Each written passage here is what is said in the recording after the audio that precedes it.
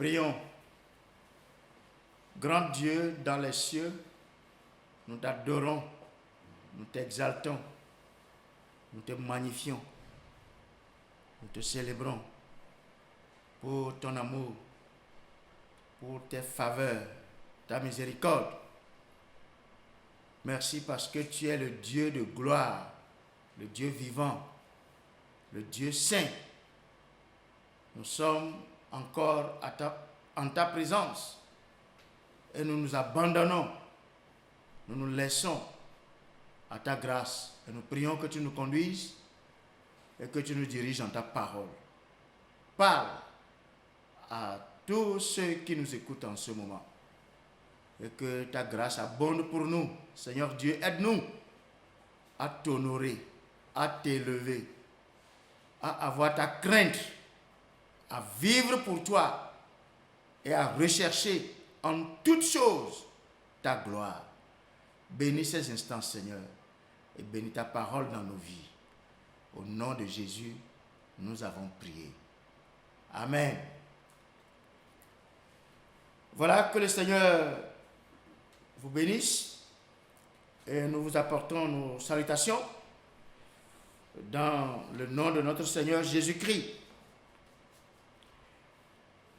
Bien, nous allons lire dans Psaume au chapitre 96. Psaume 96, versets 3 à 9. Psaume 93, versets 3 à 9. Racontez parmi les nations sa gloire, parmi tous les peuples ses merveilles. Car l'Éternel est grand et très digne de louange. Il est redoutable par-dessus tous les dieux.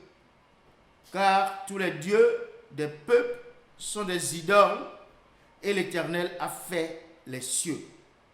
La splendeur et la magnificence sont devant sa face. La gloire et la majesté sont dans son sanctuaire.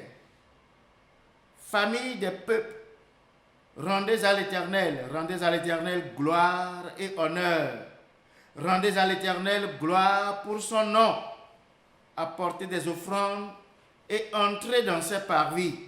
Prosternez-vous devant l'Éternel avec des ornements sacrés. Tremblez devant lui, vous tous, habitants de la terre. Voilà notre passage. Et le titre de notre entretien, le titre, se réjouit dans l'extension de la gloire de Dieu. Se réjouit dans l'extension de la gloire de Dieu. La vie chrétienne, l'adoration de Dieu, ou encore le service de Dieu, ou encore le vivre pour Dieu, doit se concentrer et se développer autour de la gloire de Dieu. Nous savons que nous sommes créés pour la gloire de Dieu et nous devons vivre pour la gloire de Dieu. Et tout ce que nous faisons doit être fait pour la gloire de Dieu. Rien ne doit se dire ni se faire sans converger vers la gloire de Dieu. Et nous insistons là-dessus. Les croyants ne doivent pas avoir honte de la gloire de Dieu. Nous devons, au contraire, raconter parmi les nations la gloire de Dieu et parmi les peuples les merveilles de Dieu. C'est ça ce qui est dit dans le verset 3, Psaume 96, verset 3. Racontez parmi les nations sa gloire, parmi tous les peuples ses merveilles. Voilà ce à quoi le Seigneur nous appelle. Et en faisant cela, la gloire du Seigneur va se propager partout et nous allons ainsi nous réjouir dans l'extension de la gloire de Dieu.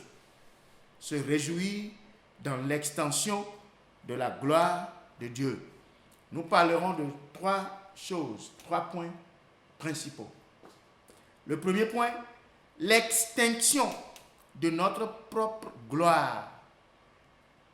L'extinction de notre propre gloire. 2, l'expression de sa seule gloire. L'expression de sa seule gloire. Et puis le troisième point, notre existence pour sa seule gloire. Notre existence pour sa seule gloire. Voilà. Le point 1, l'extinction de notre propre gloire. Nous reprenons Psaume 96 au verset 3 et 4.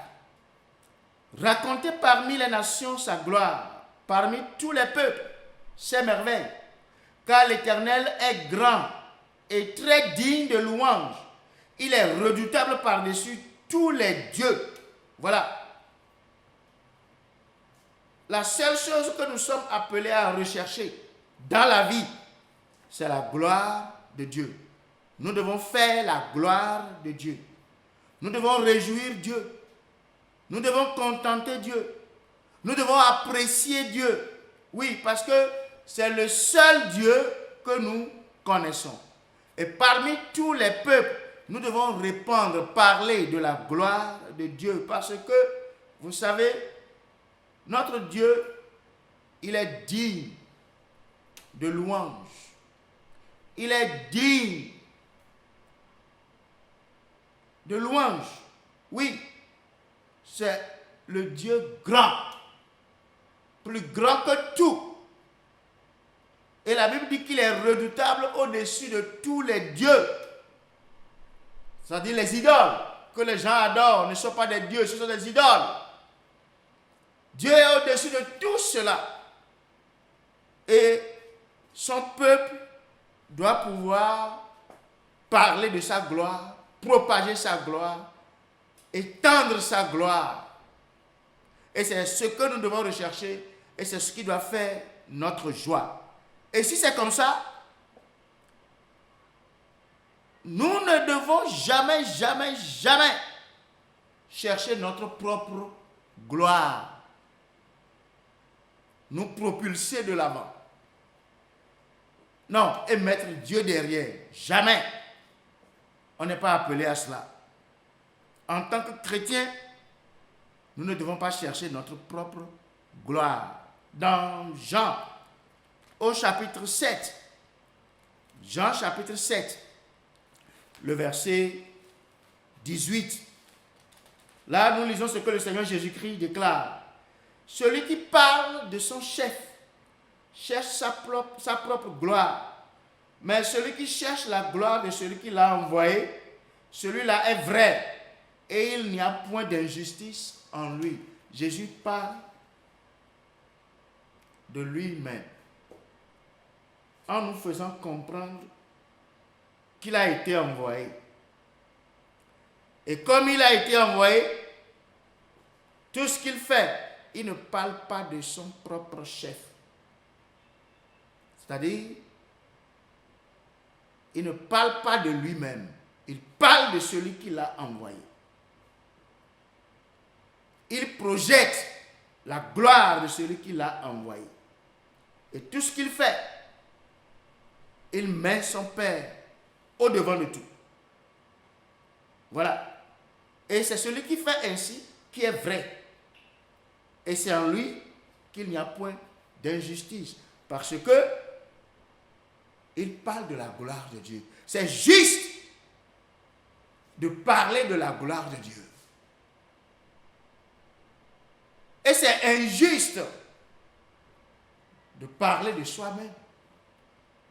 C'est injuste de chercher sa propre gloire. Dieu nous a sauvés. Dieu nous a libérés. Dieu nous a délivrés. Et il a fait tant de choses pour nous. Et c'est de lui que nous devons parler.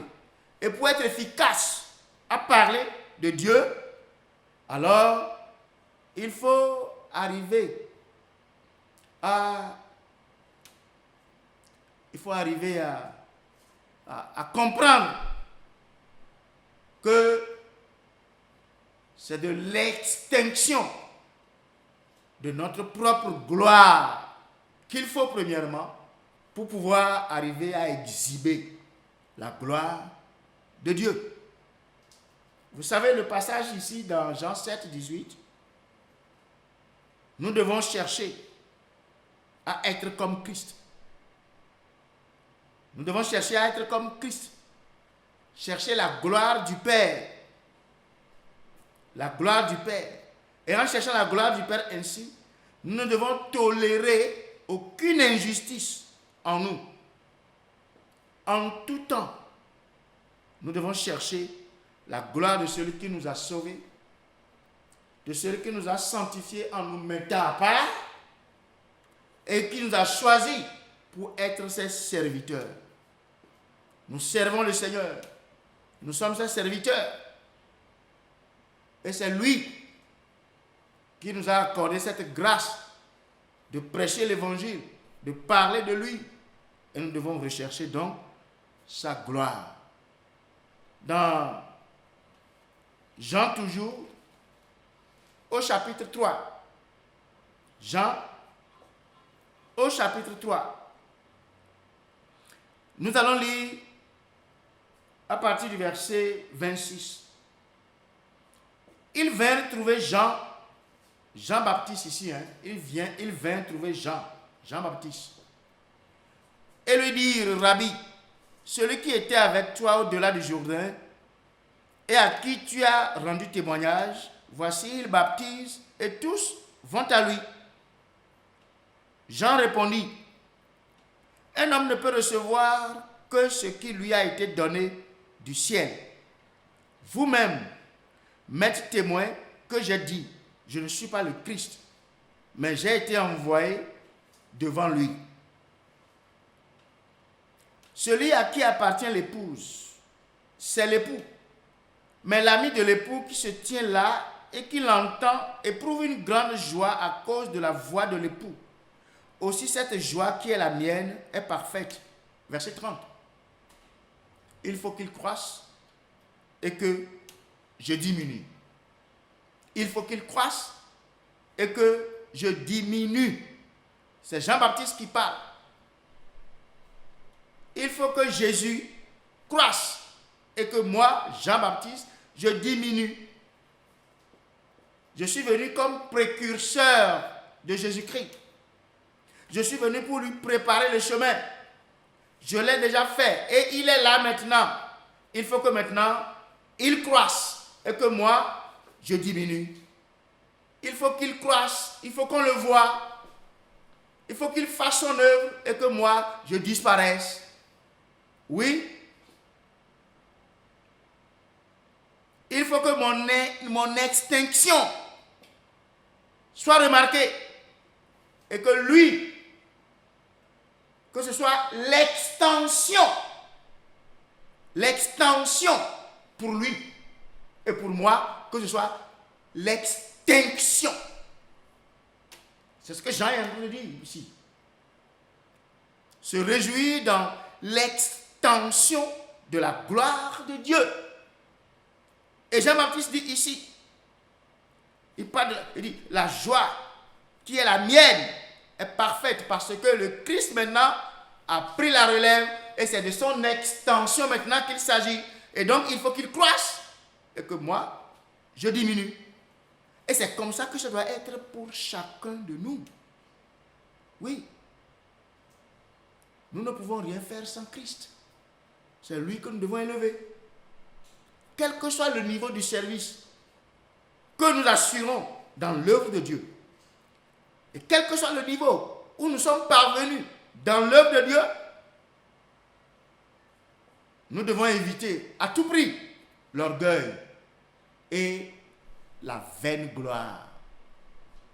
On doit éviter l'orgueil et la vaine gloire.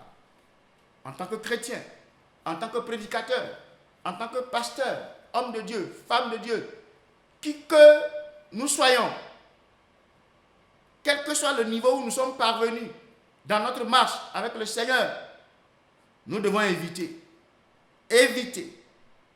l'orgueil à tout prix, éviter la vaine gloire. Voilà. Et donc, Christ doit croître en nous. Et pour qu'il croisse en nous, il y a des dispositions que nous devons prendre. Au lieu d'attirer l'attention des gens sur notre personne, affichons plutôt la volonté de perdre de l'importance. Voilà. C'est-à-dire, humilions-nous et élevons Jésus et dans notre pensée, et dans nos paroles, et dans nos actes, et dans tout ce que nous faisons. Lisons 1 Corinthiens au chapitre 3. 1 Corinthiens chapitre 3, je lis verset 21. 1 Corinthiens chapitre 3, le verset 21. Que personne, donc, ne mette sa gloire dans des hommes, car tout est à vous. Voilà. Que personne ne mette sa gloire dans des hommes, car tout est à vous. C'est Dieu seul qui mérite la gloire. C'est le Seigneur seul qui mérite la gloire. Qu'est-ce que le Seigneur est en train de dire ici? Que personne donc ne mette sa gloire dans des hommes, car tout est à vous. Regardez le verset 22. Soit Paul, soit Apollos, soit Céphas, soit le monde, soit la vie, soit la mort, soit les choses présentes, soit les choses à venir. Tout est à vous. Et vous êtes à Christ. Et Christ est à Dieu. Voilà. Ne mettons pas notre gloire dans des hommes. Oui, parfois ça arrive. Où il y a 2 pasteurs dans une église, ou 3 pasteurs dans une église. Et il y a le pasteur principal dans l'église. et il y a les autres qui collaborent avec lui, qui sont aussi des pasteurs dans l'église. Et parfois, les membres peuvent parfois, si les pasteurs ne savent pas faire, les membres peuvent parfois faire de telle sorte que ces pasteurs-là se cognent la tête. On ne doit pas permettre ça. Et ça ne doit pas arriver. Oui, les gens ont des préférences. Lui là, il fait bien. Lui là, je l'aime. L'autre là, il n'aime pas mon affaire. Ça ne doit pas être ainsi. C'est Dieu seul qu'on doit mettre de l'avant. C'est lui. Et pour nous, on doit tout faire pour que nous puissions diminuer. Et c'est important. Regardez toujours dans 1 Corinthiens, chapitre 4, cette fois-ci, au verset 6. 1 Corinthiens, chapitre 4, verset 6. Il est dit, c'est à cause de vous, frères, que j'ai fait de ces choses une application à ma personne et à celle d'Apollos, afin que vous appreniez en nos personnes à ne pas aller au-delà de ce qui est écrit, et que nul de vous ne conçoive de l'orgueil en faveur de l'un contre l'autre. Voilà.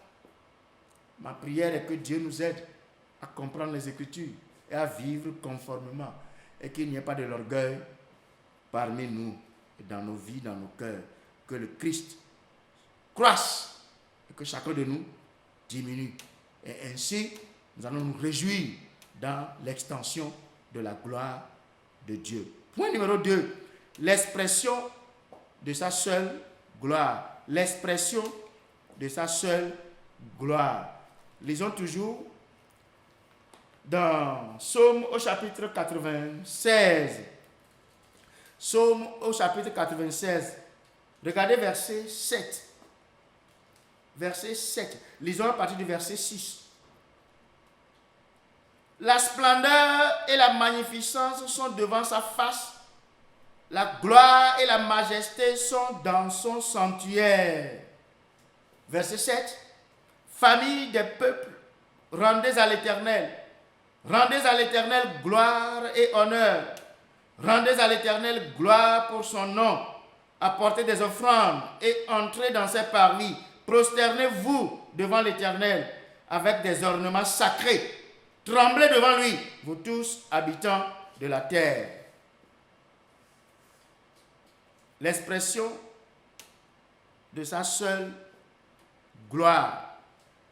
Ici, le psalmiste nous encourage à accorder la première place à la gloire de Dieu dans notre vie, dans notre existence. Il ne s'agit pas de nous attribuer la gloire de Dieu. Nous devons plutôt être l'expression de la gloire de Dieu. Et nous devons chercher cette gloire de Dieu. Notre vie doit être l'expression de la gloire de Dieu. On doit être caractérisé par l'humilité conformément à la parole de Dieu. Lisons toujours dans Psaume 97 maintenant, chapitre 97. Psaume 97, versets 10 à 12. Versets 10 à 12. Vous qui aimez l'Éternel, haïssez le mal. Il garde les âmes de ses fidèles. Il les délivre de la main des méchants. La lumière est semée parmi le juste et la joie pour ceux dont le cœur est droit. Juste, réjouissez-vous en l'Éternel et célébrez par vos louanges sa sainteté. Voilà. On doit célébrer la sainteté de Dieu. Et la Bible dit dans le verset 10, la première partie, vous qui aimez l'Éternel, haïssez le mal. Mais ça, c'est important. Vous savez, la vie chrétienne doit être le resplendissement de la gloire de Dieu. Voilà. C'est en cela que consiste la chrétienté. Faire rayonner l'éclat de la gloire de Dieu. Voilà la chrétienté dont il s'agit. Et le psalmiste est clair. Vous qui aimez l'Éternel, haïssez le mal. Comment pouvons-nous exhiber la gloire de Dieu si nous aimons le mal? Comment pouvons-nous parler de la gloire de Dieu si nous sommes dans le mal, nous aimons le mal, nous prônons le mal? Hein? Aimer Dieu, c'est haïr le mal. Aimer Dieu, c'est s'éloigner du mal. Aimer Dieu, c'est fuir le mal. Et vous êtes d'accord avec moi que celui qui ne hait pas le mal n'aime pas le bien. Celui qui ne hait pas le mal n'aime pas le bien. Si tu cours toujours derrière le mal, comment peux-tu dire que tu aimes le bien? Vous qui aimez l'Éternel, haïssez le mal. Ça veut dire quoi? Tout ce qui est péché, tout ce qui est souillure doit céder la place à la sainteté dans notre vie. La gloire de Dieu ne peut pas être détachée de la sainteté. Dans Hébreux, lisons chapitre 12. Hébreux chapitre 12, au verset 9. Hébreux chapitre 12, verset 9.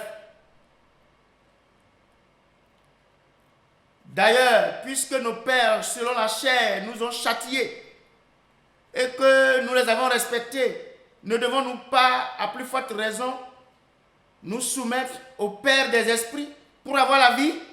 Verset 10. Nos pères nous châtiaient pour peu de jours, comme ils le trouvaient bon. Mais Dieu nous châtie pour notre bien, afin que nous participions à sa sainteté. Voilà. Quel que soit ce qui arrive, nous devons chercher la gloire de Dieu. Oui, en recherchant cette vie de sainteté, cette vie de sanctification, à tout moment et à tous les niveaux. Toujours dans Hébreux, au verset, j'ai lu les versets 9 et 10. Regardez verset 14. Recherchez la paix avec tous et la sanctification sans laquelle personne ne verra le Seigneur. Voilà. Personne ne verra le Seigneur sans la sanctification. Que la vie de chaque croyant soit l'expression de la gloire de Dieu. Et comme je l'ai déjà dit, nous ne pouvons pas détacher la gloire de Dieu de la sainteté. Lisons dans 1 Thessaloniciens, au chapitre 3, verset 13. 1 Thessaloniciens, chapitre 3, verset 13. Afin d'affermir vos cœurs, pour qu'ils soient irréprochables dans la sainteté devant Dieu, notre Père, lors de l'avènement de notre Seigneur Jésus, avec tous ses saints. Voilà. Vous recherchez la gloire de Dieu, vous prohibez la gloire, vous prônez la gloire de Dieu, vous parlez de la gloire de Dieu. Alors, chaque fois, vous devez chercher à mener cette vie de sainteté devant Dieu, devant le Seigneur, parce que sans cela, nous ne pourrons pas le voir. La sainteté. Je le répète, que cette vie de sainteté qui exprime, qui est même l'expression de la gloire de Dieu, vraiment, soit le partage de chacun de nous, que cela soit l'objet de nos recherches, de nos prières, à tout moment. L'expression de sa seule gloire. Qu'est-ce que tu fais? Qu'est-ce que tu veux? Qu'est-ce que tu dis? Dans ce que tu fais, ce que tu veux, ce que tu recherches, l'objectif c'est quoi? La gloire de Dieu. Et pour finir, le troisième point, notre existence pour sa seule gloire. Notre existence pour sa seule gloire. Oui, nous existons pour la gloire de Dieu. Lisons Ésaïe chapitre 43, verset 7. Ésaïe 43, verset 7. Tous ceux qui s'appellent de mon nom et que j'ai créé pour ma gloire, que j'ai formé et que j'ai fait, qu'on fasse sortir le peuple aveugle qui a des yeux. Non, lisons verset, j'ai lu verset 7, lisons maintenant verset 10. Verset 10. Vous êtes mes témoins, dit l'Éternel, vous et mon serviteur que j'ai choisi, afin que vous le sachiez, que vous me croyiez et compreniez que c'est moi. Avant moi, il n'y a point été formé de Dieu, et après moi, il n'y en aura point. Regardez verset 11. C'est moi qui suis l'Éternel, et hors moi, il n'y a point de sauveur. Voilà. Donc, nous existons pour lui. Dieu, le Dieu sauveur. C'est lui seul qui est Dieu. Nous existons pour lui, pour sa gloire. Et c'est lui qui nous a créés, c'est lui qui nous a rachetés pour sa gloire. Et c'est pour cette même raison qu'il a envoyé Jésus-Christ, son Fils, mourir pour nous à la croix du Calvaire. Regardez dans Jean chapitre 6 au verset 38. Jean chapitre 6 au verset 38. Car je suis descendu du ciel pour faire non ma volonté, mais la volonté de celui qui m'a envoyé. Voilà. Christ cherchait quoi? Il est descendu du ciel pourquoi? Oui, il dit, je suis descendu du ciel pour faire non ma volonté, mais la volonté de celui qui m'a envoyé. Ça veut dire quoi? Il ne cherche que la gloire de Dieu. Et il ne fait que ce qui va glorifier Dieu. Et la Bible dit que nous sommes rachetés à un grand prix. Regardez dans 1 Corinthiens au chapitre 6. 1 Corinthiens au chapitre 6, verset 19. 1 Corinthiens chapitre 6, verset 19.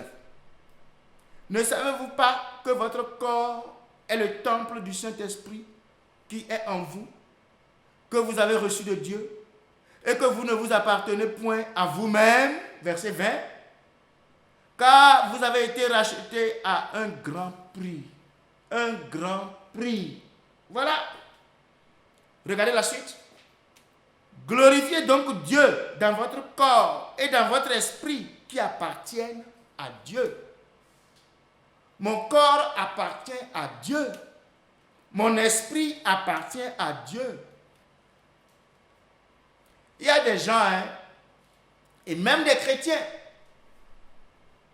ils ne comprennent pas que leur corps physique appartient à Dieu. Et ils font de n'importe quoi. Et ils font des trucs sur leur corps. Ils font des dessins sur leur corps. Et ils dessinent des scorpions, des scolopendres, des serpents, des araignées, n'importe quoi sur leur corps. Et certains, quand vous les voyez, ils ne peuvent pas se déshabiller devant vous. Quand ils se déshabillent là, le corps complètement tatoué. Et ça devient vilain. Ils disent, moi je suis libre de faire ce que je veux de mon corps. Mon corps m'appartient, je peux faire ce que je veux. Ah bon? Vous n'êtes pas chrétien. Mais oui, vous n'êtes pas chrétien. Vous pouvez faire ce que vous voulez de votre corps, de votre vie, sans penser à la gloire de Dieu, sans penser à la volonté de Dieu. Mais non. Notre existence pour sa seule gloire. Nous devons glorifier Dieu dans notre corps et dans notre esprit qui appartiennent à Dieu. Toujours dans 1 Corinthiens au chapitre 10, 1 Corinthiens chapitre 10, lisons les versets 31, 32 et 33. Chapitre 10 de 1 Corinthiens chapitre 10, versets 31, 32 et 33. Soit donc que nous mangions, soit donc que vous mangiez, soit que vous buviez, soit que vous fassiez quelque autre chose, faites tout pour la gloire de Dieu. Faites tout pour la gloire de Dieu. Ce n'est pas, vous ne pouvez pas t'appuyer votre corps et dire que c'est pour la gloire de Dieu. Hein? Ne soyez pas un scandale ni aux Grecs, ni aux Juifs, ni à l'Église de Dieu. De la même manière que moi aussi je m'efforce en toutes choses de complaire à tous, cherchant non mon avantage, mais celui du plus grand nombre afin qu'il soit sauvé. Voilà. Et donc, que ce soit à l'église, ou à la maison, ou dans votre lieu de travail, là où vous travaillez, dans votre lieu de service, ou au marché, ou dans la rue, partout où vous êtes, chrétiens, faites tout pour la gloire de Dieu. Faisons tout pour la gloire de Dieu. Pour la gloire de Dieu. Prêchons pour la gloire de Dieu. Parlons pour la gloire de Dieu. Chantons pour la gloire de Dieu. Tout ce que nous faisons, l'objectif, la gloire de Dieu. L'intention, la gloire de Dieu. Le motif, la gloire de Dieu. Nous mangeons, la gloire de Dieu. Tout ce que nous mangeons, tout ce que nous faisons. Vous ne pouvez pas boire certaines choses et dire que c'est pour la gloire de Dieu. Je dis, vous ne pouvez pas boire certaines choses et dire que c'est pour la gloire de Dieu. Mais oui. Il y en a qui disent qu'il suffit juste de ne pas s'enivrer. Si tu ne te livres pas, bon. Dieu n'a pas dit de ne pas boire, c'est ce que beaucoup de gens disent. Où est-ce que Dieu a interdit de boire? Écoutez-moi bien. Les chrétiens, quand vous lisez Proverbes, vous lisez bien la Bible, ces versets qui parlent du vin, de l'alcool, tout ça, quand vous les lisez bien, là, vous comprenez? Pour qui il est rare, pour qui il est, si je savais, on te tape, tu ne sens rien. On te donne des coups, tu ne sens rien. Les buveurs, ceux qui s'attardent autour de la boisson. Le chrétien sage et intelligent, il ne se préoccupe pas de ces choses. Que le Seigneur nous aide. Qu'il nous aide à comprendre et à vivre pour sa gloire. Se réjouir dans l'extension de la gloire de Dieu. Je répète, que ce soit à l'église, ou à la maison, ou au service, partout où vous êtes, partout où nous sommes, faisons tout pour la gloire de Dieu. Et le Seigneur sera content de nous et nous aurons l'occasion donc, à tout moment, partout où nous sommes, de nous réjouir dans l'extension de la gloire de Dieu. Que Dieu vous bénisse, que Dieu vous garde, qu'il vous protège et qu'il nous aide à obéir à sa parole. Merci. Et s'il le veut bien, on va se revoir.